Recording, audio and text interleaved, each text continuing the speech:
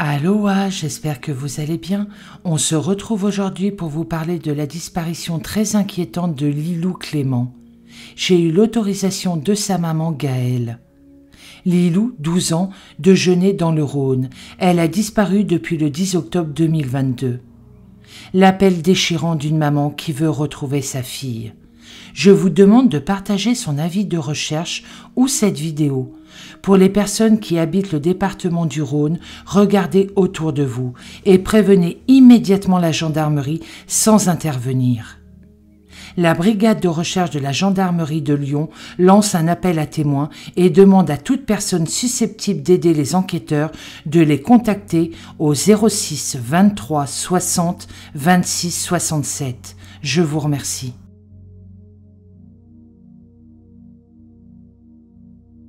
Lilou a eu une enfance heureuse, petite fille très proche de sa maman et très fusionnelle, adorable. Mais le jour de ses 10 ans, un drame arriva. À l'âge de 10 ans, Lilou s'est faite agresser. Le 10 octobre 2022, Gaëlle, la maman de Lilou, rentre du travail. Elle s'aperçoit que le téléphone de Lilou et les clés sont posés sur la table. Elle se dirige dans la chambre de Lilou. Elle s'aperçoit également que sa fille n'est plus là. Elle prend immédiatement la décision de partir à la brigade de la gendarmerie de Néville-sur-Saône pour déclarer la disparition de sa fille. Les gendarmes, dans un premier temps, ont considéré que Lilou avait fugué, car elle avait auparavant fugué 2 fois. L'appel à témoins suite aux 2 fugues de Lilou a mis plus de temps que d'habitude. Mais pour sa mère, ce n'est pas une simple fugue. Lilou est partie sans vêtements, sans téléphone, sans papier, sans argent, sans ses clés, ni sa carte de bus. Lilou s'est volatilisée le 10 octobre. Suite à l'agression de sa fille à l'âge de 10 ans, Gaëlle et Lilou sont suivis par un adjudant-chef de Néville-sur-Saône. Gaëlle le contacta immédiatement. Il le préconise d'aller déposer une déclaration de disparition à la gendarmerie. Depuis le 10 octobre, sa mère se bat pour rétablir la vérité. Sa fille n'a pas fugué, elle est en danger. Sa mère a essayé dans les premiers temps de joindre ses amis, ses connaissances, sans résultat malheureusement. Les enquêteurs ont recherché dans le téléphone de Lilou une piste. Une demande aux États-Unis a été faite au niveau de l'application Snapchat pour retrouver ses messages. L'enquête est en cours. Revenons sur sa fugue qui s'est produite au mois de mars 2022. À l'âge de 10 ans, Lilou a été victime d'une agression en collectivité.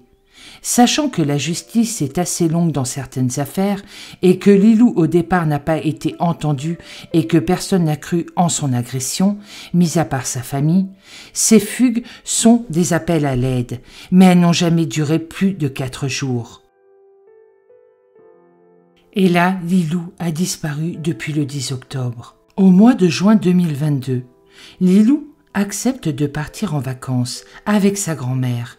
Tout se passe bien, jusqu'à ce qu'un après-midi, plusieurs personnes l'ont enlevée pendant 5 jours. Elle a été de nouveau agressée. L'enquête étant en cours, je ne peux donner plus de détails. Depuis son agression à l'âge de 10 ans, Lilou est suivie par un psychiatre. Ses agresseurs sont placés, quant à eux, sous contrôle judiciaire. Depuis 2 ans, Lilou vit un enfer. Traumatisme, psychiatre, police, avocat. 27 septembre 2022, Lilou a été reconnue comme victime de son agression. La reconstitution de l'agression a eu lieu le 27 septembre, ce qui a énormément perturbé Lilou. Suite à sa première fugue, Lilou a été retrouvée par la police de Lyon 4 jours plus tard dans un appartement à Lyon avec 2 hommes adultes. Elle a subi des violences, plusieurs coups à l'arme blanche aux jambes et des substances illicites retrouvées dans son organisme. Elle est restée plusieurs jours à l'hôpital. Lilou a été retrouvée suite à un appel anonyme. Gaëlle, la mère de Lilou, a été prévenue par la police de Lyon que Lilou avait été retrouvée. L'enquête est également en cours. Vous imaginez bien que depuis l'agression de Lilou, Lilou a un mal-être total. Elle est très influençable, elle se sent très mal, elle se met en danger. Donc beaucoup de personnes mal intentionnées peuvent profiter d'elle. Avant sa disparition, Lilou était de plus en plus triste. Elle s'enfermait régulièrement dans sa chambre. Elle faisait beaucoup de cauchemars. C'est surtout le jour de la reconstitution, le 27 septembre, d'être face à face avec ses agresseurs qui l'a fait tomber encore plus dans la dépression. Le matin de sa disparition, Gaëlle, sa maman, part au travail. Il faut savoir que Lilou est déscolarisée suite à son agression. Ce matin-là, Lilou demande à sa maman de rester avec elle. Quand Gaëlle rentra pour déjeuner à midi, Lilou lui demanda à nouveau en pleurs de rester avec elle. Mais Gaëlle ne pouvait pas, elle devait travailler.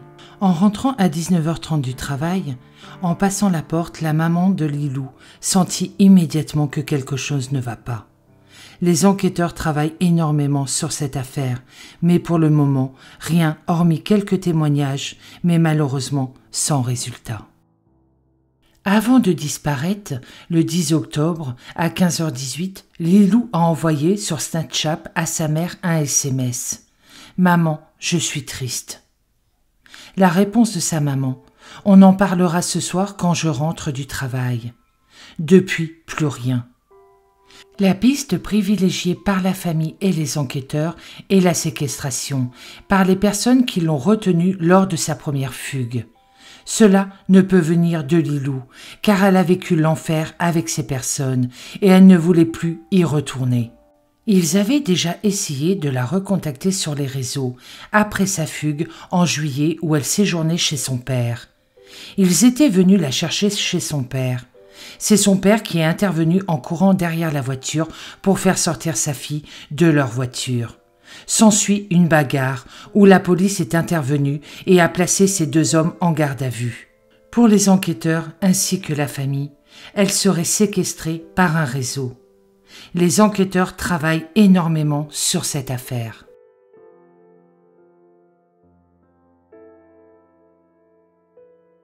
Alors, j'aimerais dire aux personnes, si jamais elle est avec des personnes, que je leur veux pas de mal, que je porterai pas plainte, que je ferai rien, que je veux juste resserrer mon bébé une dernière fois dans mes bras, juste une seule fois, et qu'elle me manque plus que tout,